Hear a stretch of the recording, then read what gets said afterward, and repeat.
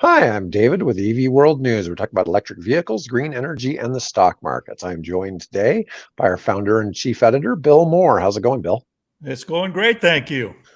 So, today I'm going to start out talking a little bit about General Motors. We don't talk about GM much ever since they kind of dropped the bolt, brought back the bolt, but whatever they've been trying to do. But this is so we're seeing all this news about Tesla and their first quarter sales. The world is falling, EVs are collapsing. This Right. is this is something interesting. GM reported a 1.5% drop in the first quarter of US vehicle sales, only Huh. selling 594,000 units. Despite this, the company's retail sales showed resilience, increasing by 6%. So this was interesting. So I'm assuming that the rest was made up overseas. Now I'll get into this in a minute.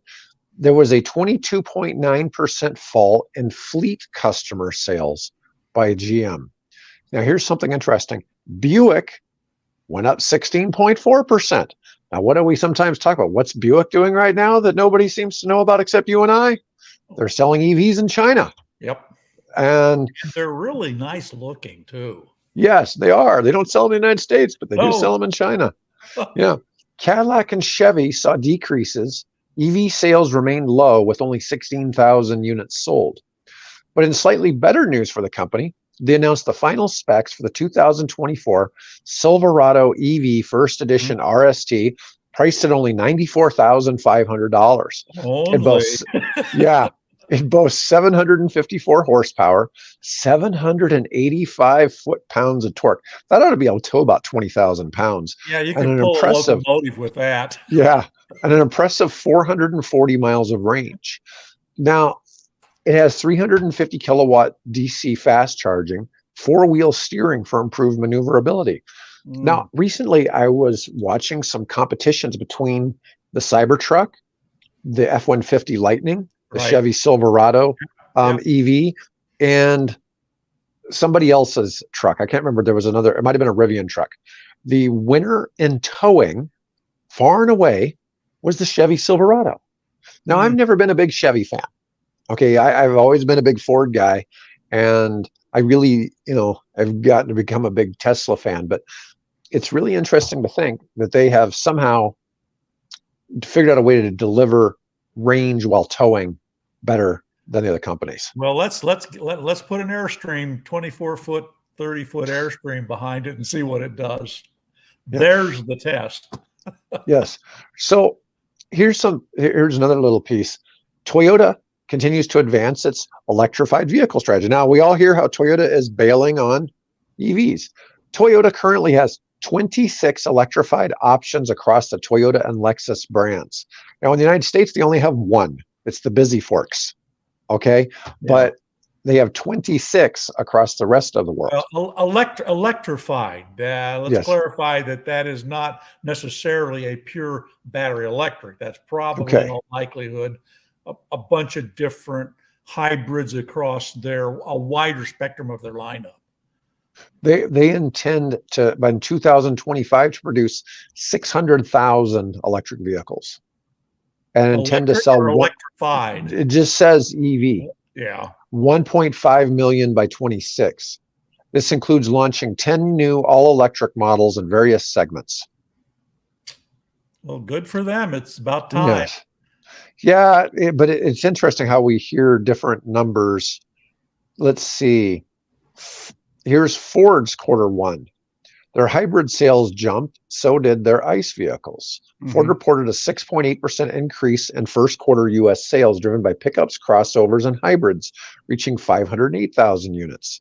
Benefiting from increased production, sales of the compact Maverick surged 82% to 39,000 units. Yeah, nice. That's one that I'm surprised they don't have an all EV version of the Maverick, Yeah. and I'm hoping they'll do that soon. Just again, for history perspective, there was at one time an all-electric S10. That was part of Really? their original, yeah, that was part of their original California mandate period starting in 1998. And they did have an all-electric S10. Okay. Well, Ford's traditional SUVs also posted record sales, indicating a continued robust demand for ICE vehicles. So, that's just a little bit of different But I've news. been thinking about this thing, with all this emphasis on people saying, well, they're not selling battery AVs, but they are selling hybrids. And you know what? I'm not necessarily all that upset about that. I mean, yeah, they're still using gas. It's still internal combustion engine. You still got all the crap you got to deal with, from catalytic converters that are being stolen, when you park it on the street, or, oil changes every few thousand miles, and, and stuff dripping down on your driveway and in your garage and getting into the water, all of those issues.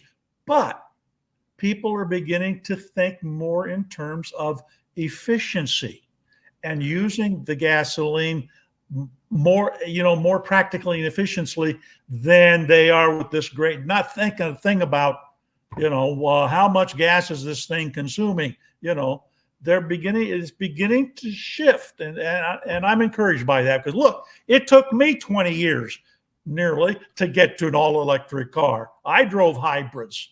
So, Right. hey, we'll get there. I think we're starting to see that happening. So good on the hybrids. I saw something in the Toyota Camry for next year. That's the Camry hybrid. It's going to have a 55 mile per gallon highway on a hybrid. Yeah, that's not all that. I mean, but considering the size of the Camry, it's not a little car like the Prius. So I'm just saying, I never considered the Prius a little car, but then again, it's parked next to my Fiat, right? Which is a little car, right? No, but I'm good. Hey, more power to them. Now, when they make it the Camry Premier, or whatever name they want to give it, like the Prius Prime, to where it's a plug-in hybrid, then I'll get more excited about it. No, I understand. I'm just saying that's coming a long ways. I mean, I've told you, I've seen technology that's been patented and been tested in labs that hasn't been put on cars that that could potentially double that range. Yeah. And, you start doing that, you start talking, especially when you talk about emissions and pollution, and you keep having that, you have the pollution from where it was in this hybrid.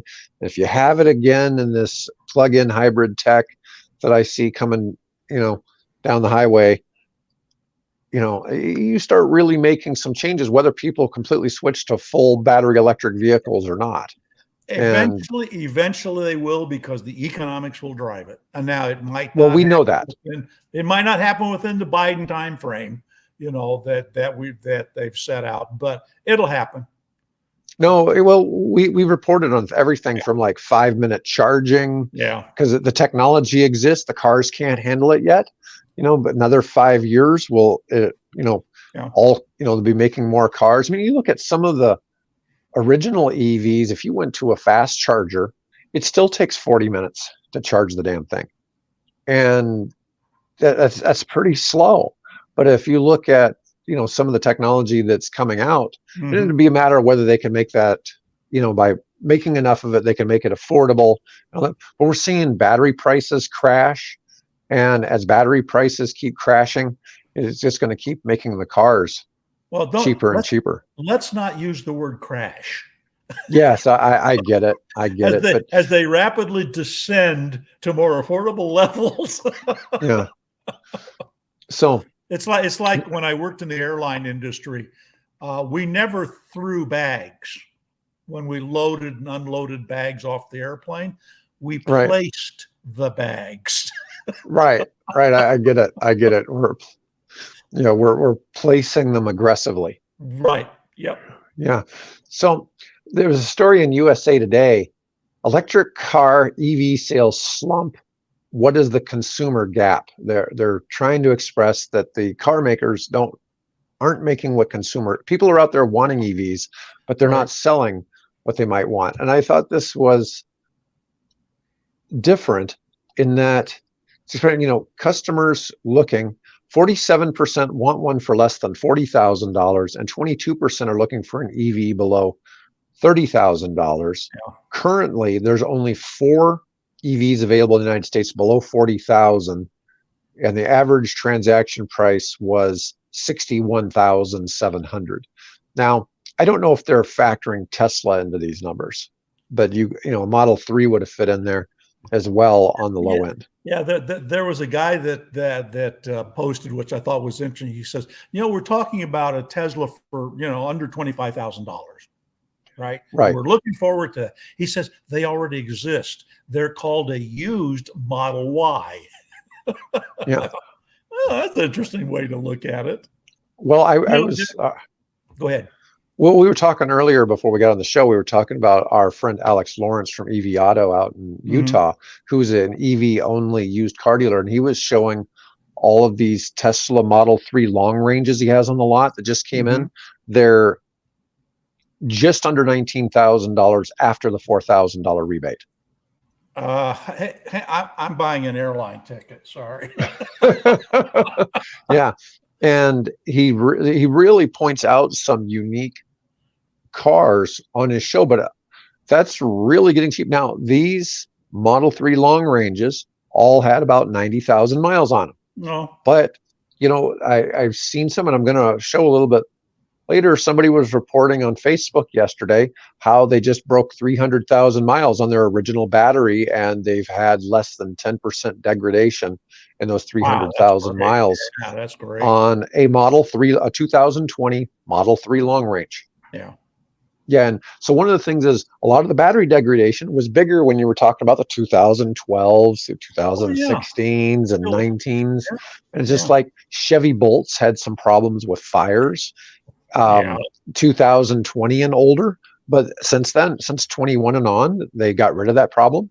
Yep. And, so you hear all this stuff over and over again, but people don't realize, EVs. What was the first electric cars that came out in the 90s? Oh, the first one, first commercial ones? Yeah, commercial ones. I mean, not obviously the ones in 1830.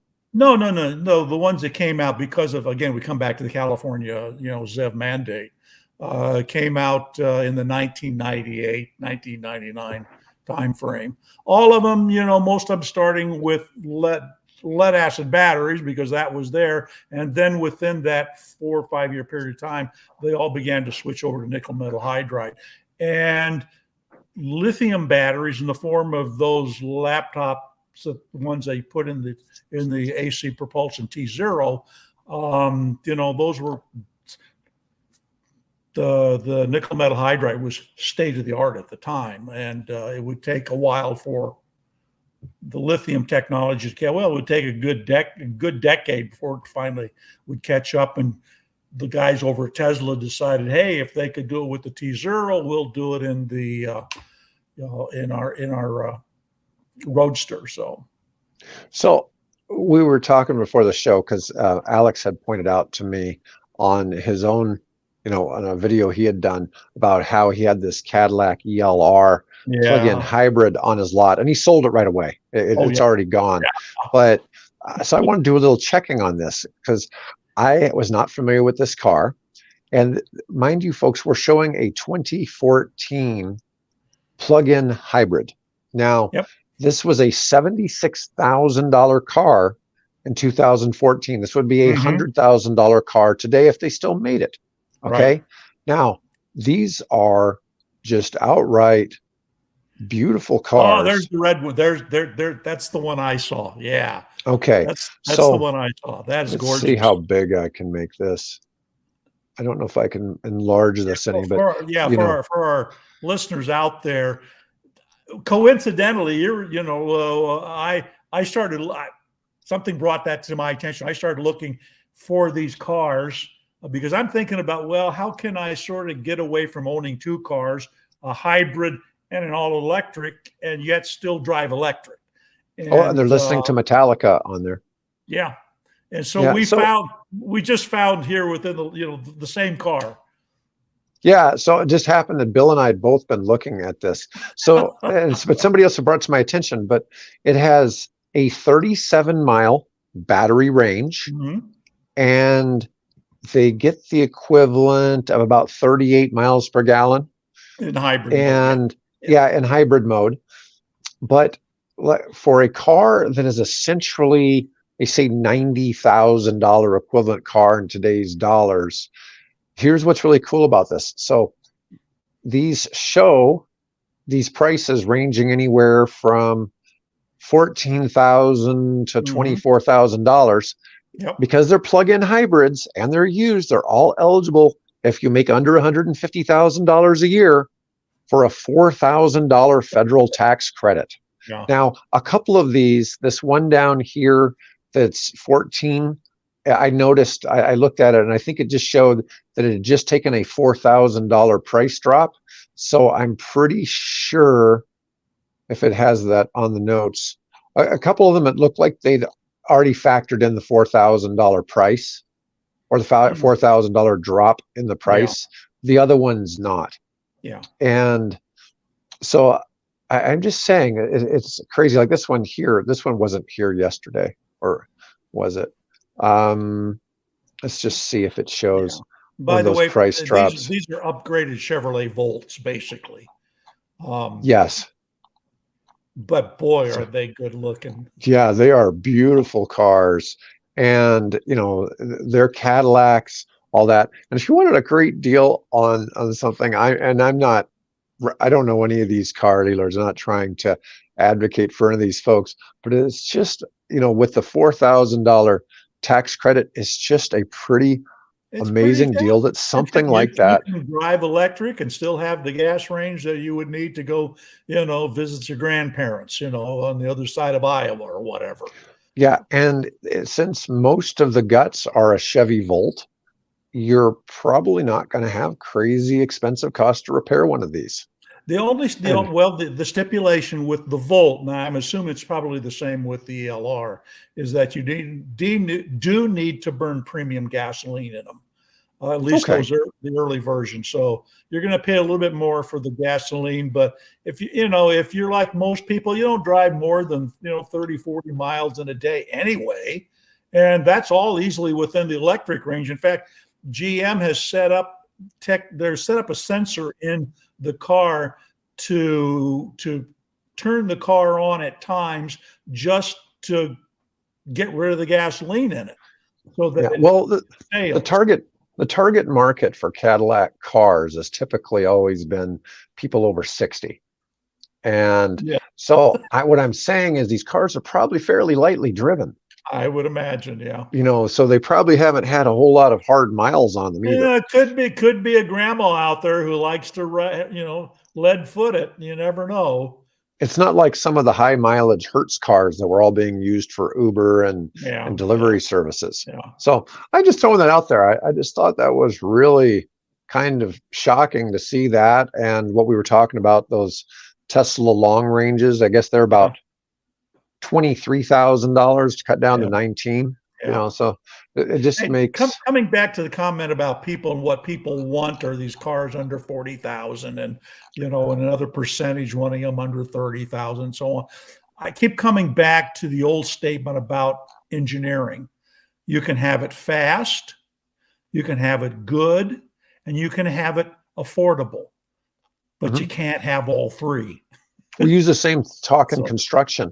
You can either have, or remodeling, you can have high quality, low price, right, or quickly done. Right. You can choose you might get lucky and get two of the three, but it's impossible to get all three. Three is not possible. It mathematically doesn't make sense. But you're unlikely to really get more than one of the three.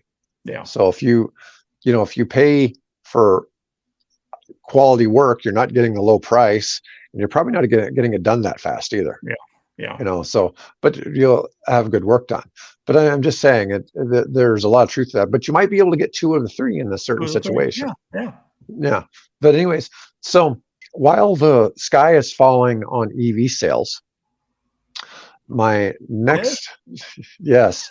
Well, that's what I keep hearing. I keep hearing that. And I know. So I come across them, every day as I put out, 60 to 70 to 80 to more than 100 stories a day. It's just. All right. So we're going to have to take some of this with a grain of salt. Okay. Ford takes second in the US EV market after sales climb 86% as lower prices take effect. Now there's a Mustang Mach-E Mhm. And so their Which EV is sales, selling gangbusters. yeah, they're up 86% over last year. Yep. And so they're now saying they're second behind Tesla in the US EV market. Now I don't know if this, so Hyundai was second. So I don't know if they're separating out Hyundai and Kia, because Right. Hyundai owns Kia Kia. and Genesis. Yeah. And so they own those other brands. I don't know if they're segmenting them The out other two of or which not. sell electric cars. So they all three of their units are into the EVs. So, Right. So the F-150 Lightning is remained America's best-selling pickup with 7,700 units sold, topping the Rivian R1T. Mustang Mach-E sales surged 77% with 9,500 sold. It was the second best-selling electric SUV behind the Tesla Model Y. That's pretty good. impressive. Now, Let's see. the reason for that, it's speculated, is because they cut the price on the Mustang. And as soon as they cut the price, they couldn't keep them in the showroom. Yeah, they cut prices by $8,100. Yeah. So here's where we're at now on the Mach-E. Rear-wheel drive, some of them are available just under $40,000. But what's the expense? Oh, the premium rear-wheel drive extended range dropped $8,100. That's a Yeah. pretty big, that's a Yeah. pretty big change in price. And in fact, when you're looking at this, it would make sense to buy one of these over, selecting one of the cheaper ones. Especially, you really want all-wheel drive, Yeah. anyways, because that's one of the big advantages that EVs have, is how sure-footed they are in bad weather. Of course, Yeah. we live in snow country. If you lived in Arizona, where it doesn't rain, it doesn't snow very often, you're really not that worried probably about traction like we are. Unless you go up to Flagstaff. Yeah, And maybe. true. Yeah. But it's interesting kind of to see that. So they've definitely lowered the price, because one of the things we talk about sometimes is for these American manufacturers, they go through the dealership model. So even though it might say they make a $39,000 version, you go to the dealership, it's $5,000 to $10,000 more. Mm-hmm. And because you got $3,000 for undercoating and $1,500 for delivery, and Right. something for tinted windows and all this other stuff, undercoat Right. spraying, Mm-hmm. which God knows what that is. But anyways, I thought that was good to see. Toyota's EV sales continue lagging in the US as Hyundai and Kia plow ahead. So Toyota EV sales were up 9% in the first 3 months of 24, but that only amounted to 1,900 Toyota electric vehicles, which is just a tiny amount. Figures less than 2,000 versus 486,000 total units they sold in the United States for gas and the other. But that's only one car. It was the Busy Forks. Mm-hmm. And you can really get good deals on the Busy Forks, because it's about a $50,000 vehicle new, but 1 year old with less than 5,000 miles, you can pick them up for about 35. So that's another one you're that keeping closer tab on it than I am. I've been watching this. The Subaru Solterra is the same as the Busy Forks. Mm-hmm. It's the same car, and it's also got about the same instant depreciation.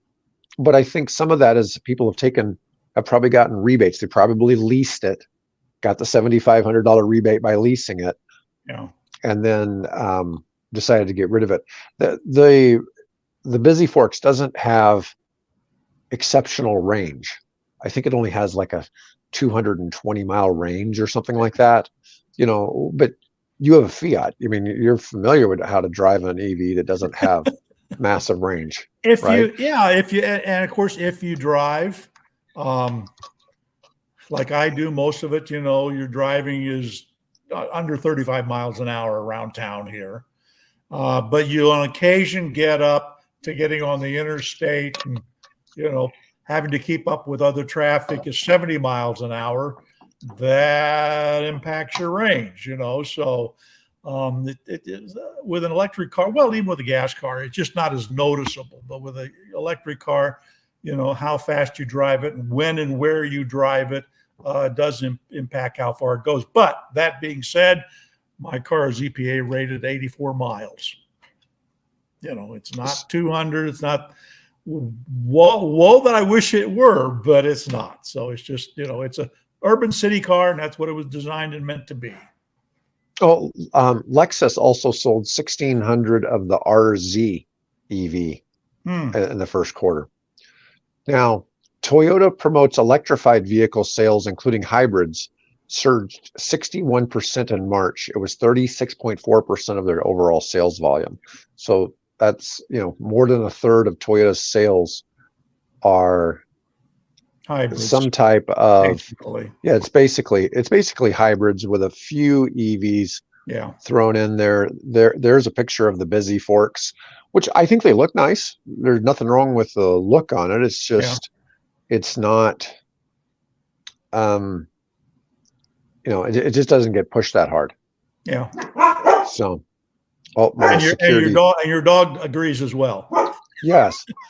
Yes. Well, I think they've detected a threat. We keep hoping for more from Toyota because they were leaders. I mean, they blew the competition away in 1997, and I was there when it happened, introducing the Prius. I had a GM engineer literally telling me, wow, they've opened their kimono to us on that one, didn't they?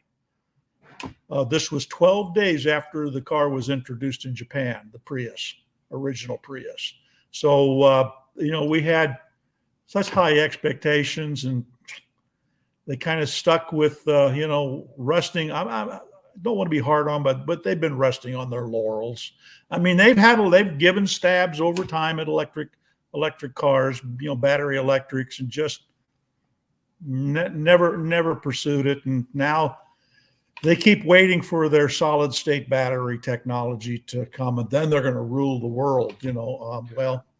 Well, the problem you get, the problem you get is the dealer model just doesn't work real well for EVs when they're only, say, 10% of the cars on a lot versus the salespeople all understand the gas cars. They don't necessarily understand the EVs, and the customers don't understand them. And you hear this people all the time. It's like, I went looking to buy an EV. I went to Ford. I went to GM. I was so turned off by the dealers. And then I went to one of the Tesla showrooms, and it was such a simple thing, no hassles, and it was just so easy to order the Tesla and buy it. And I understand why people didn't want to make it legal for Tesla to sell the way it sells, because it really is hurting the dealer model. And then you look at somebody who has EV only used car dealerships, they sell through their EVs pretty fast, but people go there knowing that the salespeople they talk to understand EVs and that they're only going to be looking at EVs. Now, the folks I know that have those places, they also sell plug-in hybrids. So they do a little bit of both. Right. They do hybrids, or they do plug-in hybrids, and they do full EVs. By the way, I was going to tell you, I saw my first Hummer EV here in Omaha a couple days ago. Really? And I had to go looking around it. So they're not really, they still have a traditional Hummer grill. You really can't tell that it's an EV at all. So I had to go look, because it says HEV in small letters on the side. I was like, I'm pretty sure that's a Hummer EV. And so I went walking around it just to see, and it's like, sure enough, it was. I mean, okay. Well, first of all, whoever bought it, thank you for going electric. We appreciate with your 205 kilowatt hour battery. Enjoy it, and you're helping justify General Motors' investment in more affordable EVs. Right. So thank you for doing that. So, by the way, Yogi asked me if we should change the banner on EV World to say Apple by Aptera, and just have that kind of as our branding. No, we should have a little scroller, have him put a little scroller thing across there. Apple, please.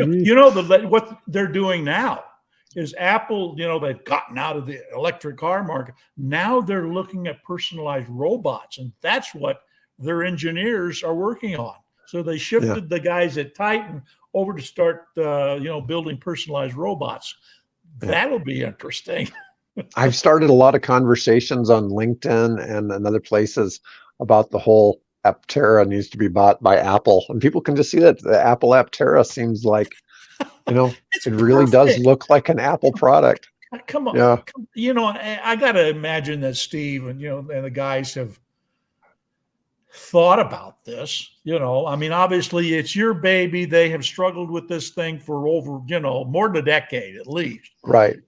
And, and, it's like EV World. I don't want to give up EV World, because it's my baby. But, at some point it makes sense to, figure out a way to, if you're going to make it grow, you got to, adopt some new approaches and things. And, it just seems to me so much to fit with the ethos of, an Apple ethos. They just got their, God, what do they call that thing? Their Ben C. Well, they just yesterday, they got delivered a great big packing crate in which is located the whichever version, it's the P1 version or something like that, is the chassis, and is there, well, I shouldn't say chassis, it's the body of the vehicle that's going to be used for checking all the wiring connections and putting all that type of thing in. So they're getting closer and closer here to actually producing that car. But they could really ramp things up if they could do a deal with Apple and Foxconn. There would be a killer. Well, anyways, we'll move on just Yeah. to be timely.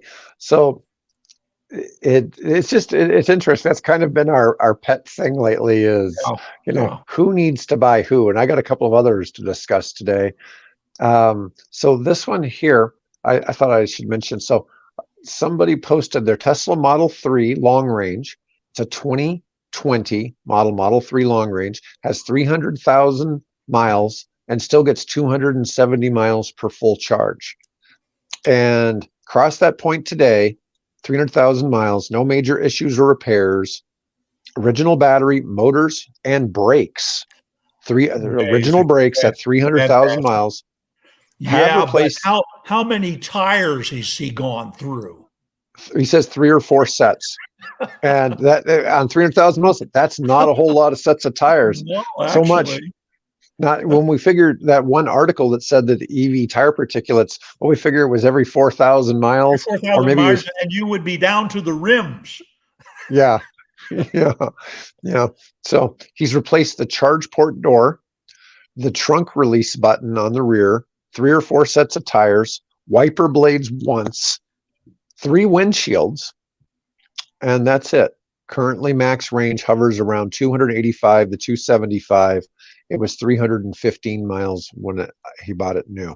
Now, did Tesla give him that 300K logo to go on the car, or he have that made? I wonder. I don't know. I suspect they probably sent him that.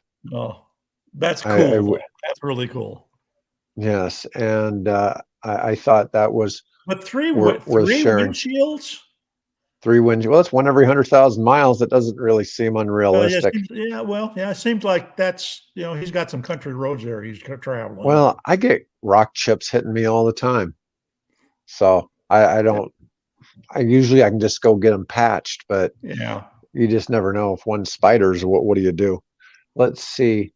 So I had this article come to me from Market Beat, and I thought this was really unusual. It says Canoe bites the dust. Mullen Automotive is a better bet. And I'm like, oh God, Bill's not going to want to hear this.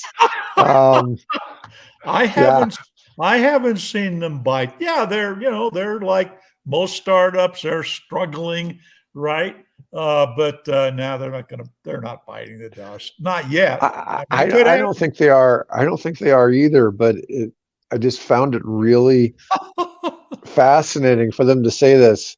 The shares fell more than 25%. The news was that the CEO spent twice as much money on flying and private jets as the company had in revenue.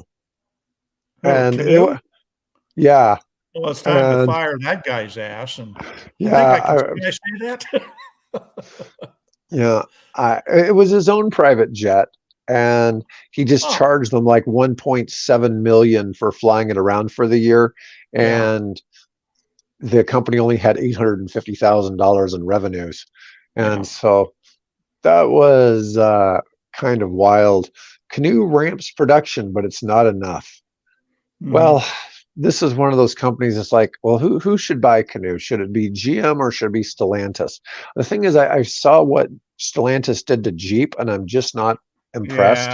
Yeah, yeah. You I know, I so don't know, GM might, yeah. GM Of GM course, would they've be a got the good blue, Canoo partner. what is it, blue dot? I think they've, well, yeah, this actually might fit with that. So, You know, because we not need blue dot, what do they call consolidation. that? Mullen needs better leadership, and Yeah, they're not really a manufacturer. They're a financial entity well, that's Mullen dabbling has in been it. they've been acquiring assets. They've acquired battery making. They've acquired Bollinger Motors, Mhm. electric last mile solutions. They bought a Hummer plant from GM. They've done a few interesting things where they've acquired a whole lot of assets, but They're ramping up for something. they keep doing a lot of weirdness. And they were one of the companies that was really hurt by the naked short sale attacks, which have been Yeah. really rampant in the EV and tech space. And this is funny. It says Mullins results in quarter 1 are promising. Deliveries were up 660%. Well, they probably delivered one vehicle in the quarter. For this year, they delivered 7. Which Okay. which So, which which you mentioned the GM Hummer, right? And I saw this headline mhm. that General Motors electric vehicle sales have increased 8,000%. It was like 8,300 and something or another percent. Huh? Yeah. And more news about how electric vehicle sales are plummeting and nobody wants them anymore. Hyundai US EV sales doubled in March. So here's another decline in sales by going up. They went from, let me see, quarter 1 up 2% year over. Let me see. Oh, this was total vehicle sales. We're up 2%, but they doubled what 100. They were 120. They were up 129% in EVs. Yeah. Oh, we should And should extend a congratulations to Rivian because they have produced their 100, 100,000th vehicle. So that's way pretty to impressive. I would not have guessed that they would have produced that many so far. Yep. They're all coming along. It's whether they can survive. The Rivian's one I think Ford should acquire. I think they should acquire them before they become too valuable. Right now, their Rivian would be a bargain price to jump in and. I think Ford has an interest in them. Oh, do I they? I believe, mean, I know yeah, I believe Amazon they does. do. It's a small, and I think they reduced it, but I think they do have a small financial stake in them. And Yeah, in it just transparency, I have a small stake in them, about yeah, 400 yeah, bucks. right. Hey, it's something. You can go to the annual shareholders meeting and vote. Yeah, exactly. Yeah. So the EV revolution has passed a major tipping point. 31 countries, and this is supposed to be an indicator of when It's now technology. 32. 32 countries? Now 32. Yep. Yeah, so 32 countries have passed 5% of Yep. sales of EVs versus gas. And this is something called the S curve. And basically what it is, it's saying that once you pass that 5% point, then all of a sudden things start to really turn into a landslide and create adoption. And the United States has passed this already, and if we look at the Scandinavian countries, they Oh, were at around 5% 10 years ago, and now they're at 90%. I think I saw there's a headline that I posted either yesterday or today that Sweden, that the basically I think within the next couple of years, I'll have to go back and look it up again, but Sweden is basically shifting completely away from gas over to EVs, and it's I've happening at a very rapid clip. I've seen some very interesting things that were showing that as EVs increased, diesel cars are plummeting Oh at yeah, a faster rate yeah. than EVs are growing. Yeah. And so EVs look like they're taking a significant chunk out of the diesel automobiles. Yeah.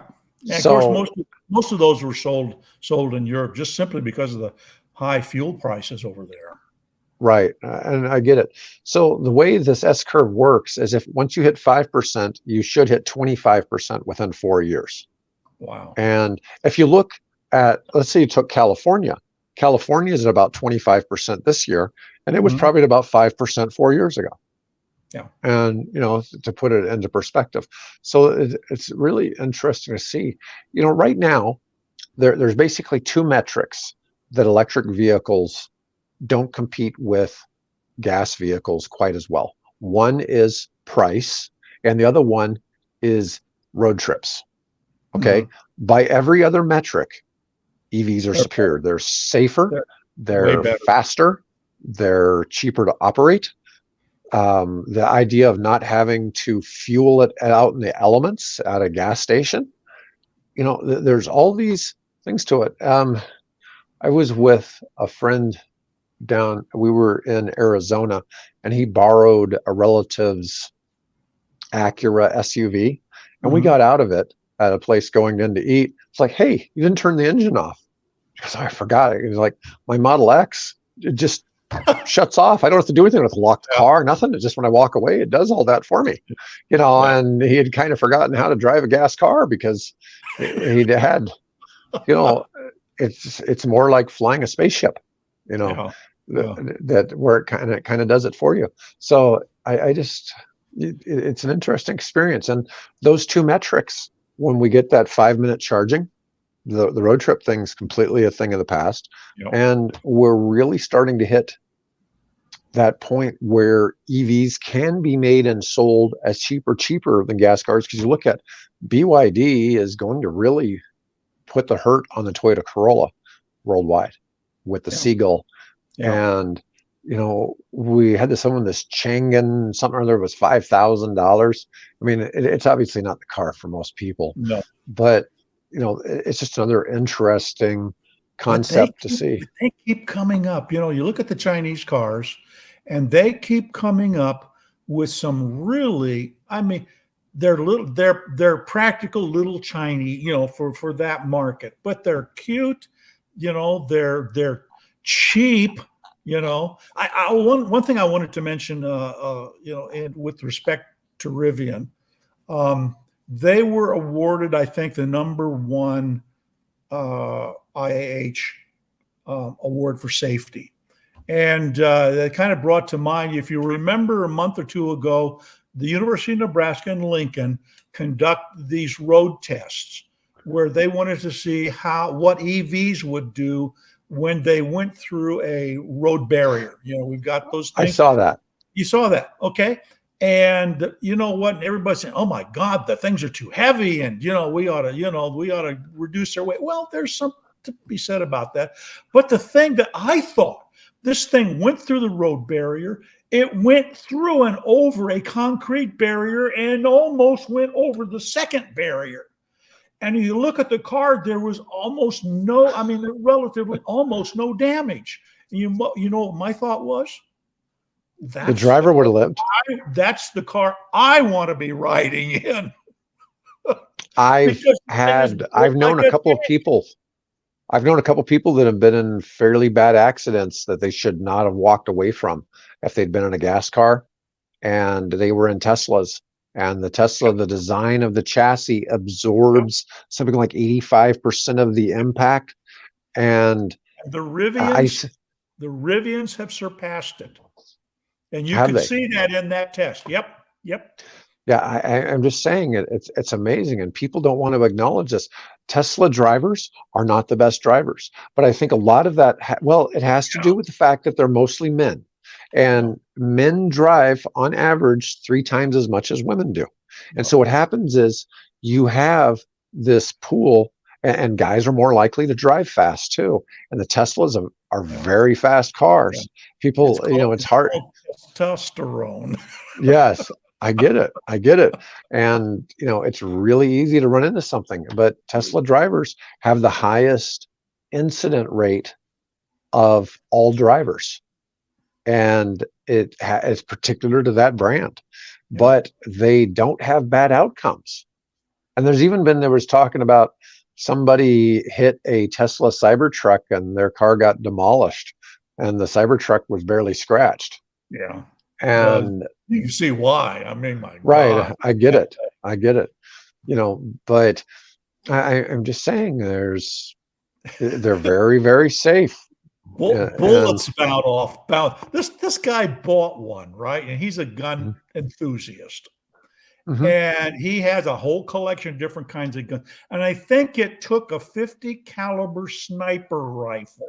Yeah, he shot with a Barrett 50.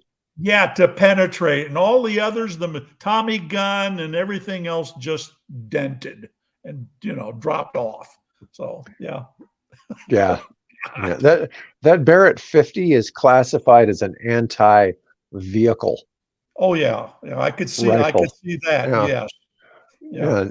Yeah. That's I've heard comments like 50 cal gunners aren't supposed to just shoot at people. They're supposed to destroy um, The things they're riding in. Yeah. things, or if somebody's behind cover, they use it to Yeah. destroy the cover. Yeah. Yeah. Well, you watch all these, police dramas and things, and these guys are, shooting at the criminals and things, and you're thinking, oh, come on now. The bullets are really going through that door. They're not sparking off of it. Right. No, it is. It is a bit unrealistic. That wouldn't be true if they took cover behind a Cybertruck. Tesla. Right. Yeah. It is interesting to see that. Anyways, well, good show today, Bill. Yeah, And it's folks, been a lot of fun. We didn't get to talk about the Omaha event that I went to the other day here, but we'll save that for another time. So, okay, great. Well, folks, make sure to follow us if you're watching from Twitter. I see we got lots of Twitter followers today. thank you. Anyways, folks, thanks for watching, and we'll see y'all next week.